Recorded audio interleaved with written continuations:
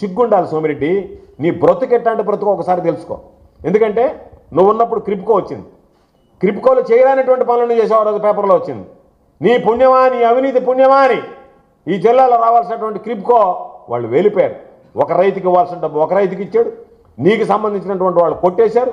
ఇవన్నీ తట్టుకోలేక అసలైనటువంటి రైతులు కొట్టుకుపోతే వాళ్ళకి డబ్బులు ఇవ్వమని చెప్పానంటే దానికి సంబంధించి క్రిప్కో ఏమనింది, మేము మొత్తాన్ని డబ్బు కడితే మళ్ళీ యాడ్ తీసుకొచ్చి కట్టామనంటే మీరు ఆ డబ్బు అనర్హులకి ఇప్పించావు, నువ్వు కొట్టేసావు వాళ్ళ దగ్గర నుంచి.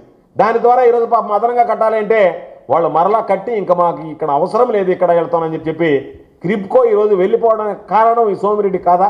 మాట్లాడితే ఆయన నీలిగి పరిశ్రమలు తెస్తాడంట. ప్రభుత్వంలో నువ్వు ముఖ్యమంత్రిగా ఉన్నప్పుడు నీకు సంబంధించి నా మీద పోటీ చేసిన నువ్వు శాసన మండలి సభ్యుడిగా ఇచ్చినటువంటి సోమిరెడ్డి ఉన్నప్పుడు ఎన్ని రకాలైనటువంటి అవినీతి అక్రమాలు జరిగాయో ఇవన్నీ చూపిస్తున్నాం.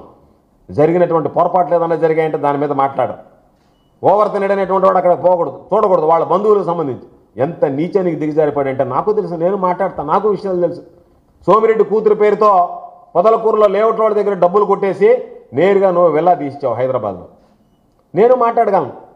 నువ్వు ఉన్నటువంటి బాడుగిళ్ళు నీ కొడుకు కొనుగోలు చేశాడు.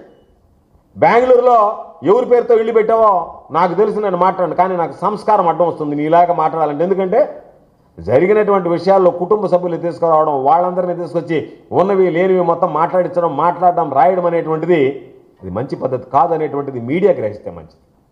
కన్నా పొరపాటు జరిగింది, ఆ పొరపాటుగా మాట్లాడండి. ఇదిగో దీంట్లో ఈ పొరపాటు జరిగింది, ఏ విధంగా జరిగిందని. ఇది కింద స్థాయిలో ఎంఆర్ఓలో ఆర్డీఓ జాయింట్ కలెక్టర్ దగ్గర నుంచి ప్రిన్సిపల్ సెక్రటరీ దగ్గరికి పోయి వచ్చినటువంటి.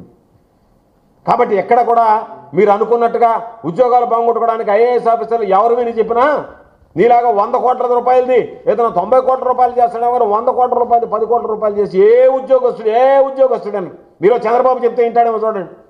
ఎవడన్నాడు, వినేటువంటి ప్రసక్తే ఉండదు.